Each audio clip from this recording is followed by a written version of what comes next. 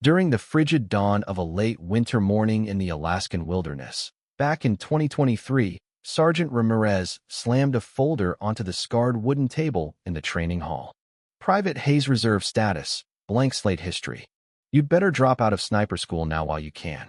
The room erupted in mocking laughter, and one cocky recruit piped up, "No one like you has ever made it through here.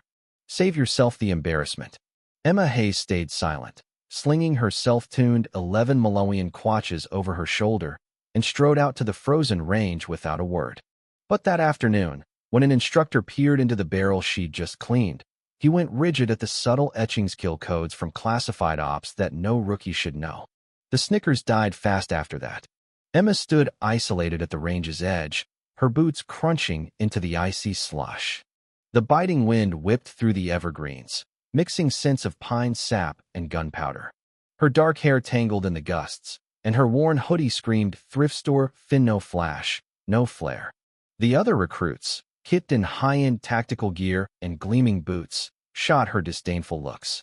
A burly guy named Ryan, sporting a pricey chronograph watch, muttered loud enough for all to hear, "She looks like she crawled out of a dumpster.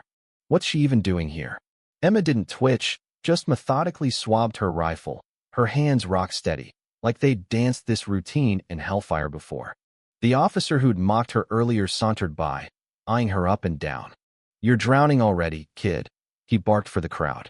Emma's gaze flicked to his cold, unyielding, then dropped back to her work. It was a stare that made him falter mid-stride. Back in the Stark barracks, tension hung thick under the flickering LEDs. Emma sat at a bench, her rifle disassembled into pristine parts, each one polished to a mirror shine. She ran a patch through the barrel with hypnotic precision. Nearby, a lean recruit named Alex leaned into his buddy, voice echoing, "Look at that ragtag setup. Bet she scavenged it from a junkyard."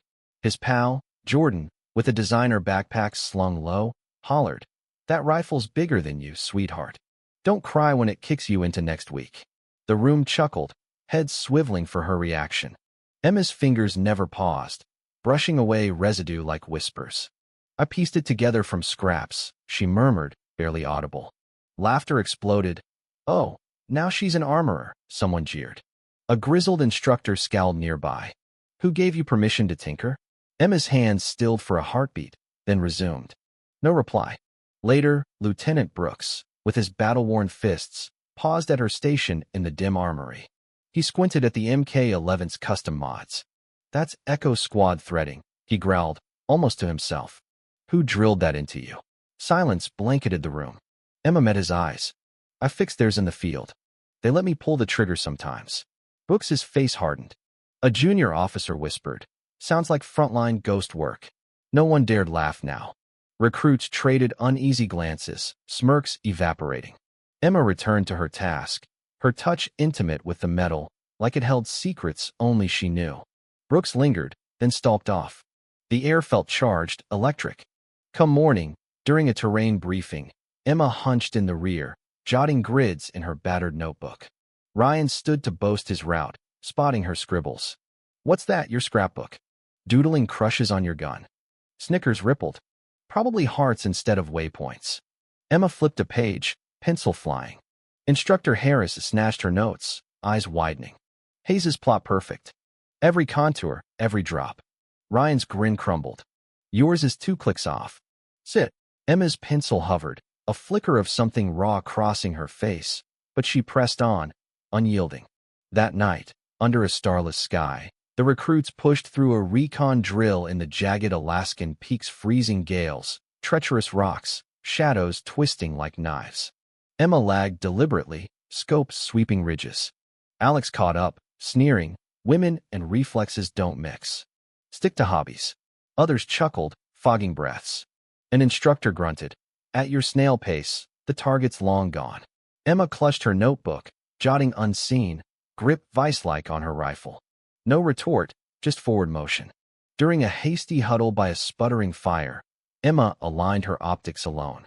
Sophia, nails pristine in her custom jacket, sauntered over. "Why bother showing up? You're tanking us with that beggar aesthetic." Laughter cut sharp. Emma clicked her scope home. "I'm here to hit targets," she said evenly. Sophia scoffed. You're testing our patience. Emma eyed Sophia's mud-caked barrel. Clean that. Sophia flushed, but fell silent, the group mesmerized by Emma's deft hands. Dawn brought drill results in the cramped ops room. One recruit nailed all 10 in blackout. Instructor Torres announced. Buzz's flew. Alex preened like it was his. Haze, Torres said. Shockwaves hit every target, accounting for glare delays. That's Delta-level precision. Who mentored you? Emma polished her lens in the back. Observed and adapted. Chairs shifted, stares lingered, re-evaluating. In a live-fire pair-up, Jordan watched Emma set up, scoffing at her threadbare boots. This ain't welfare hour. You reek of failure. Chuckles echoed. Can't even afford decent kicks? Emma adjusted her mat, glancing at his rig. Your zero's 3 off. Jordan barked a laugh, then checked face falling. Her shot rang true, his whiffed. Silence swallowed his bravado. Weeks ground on. Lieutenant Brooks spotted etchings on her stock. 014, 029, 037. He thundered over. Defacing gear? No pretend kill tallies here. Tyler, jittery and mocking, added. Thinks she's a movie assassin. Uneasy laughs. Emma caressed the marks reverently. A quiet recruit whispered, if fake, why she look haunted?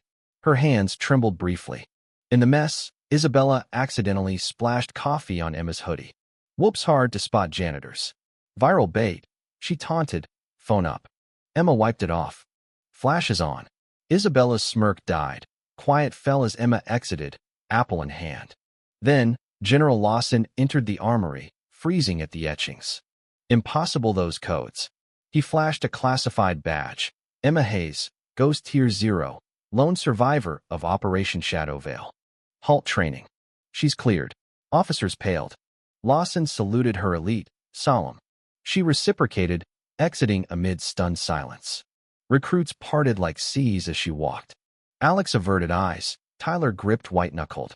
Ben, clutching a faded photo of a Syrian squad with Emma's likeness, hesitated but stayed mute.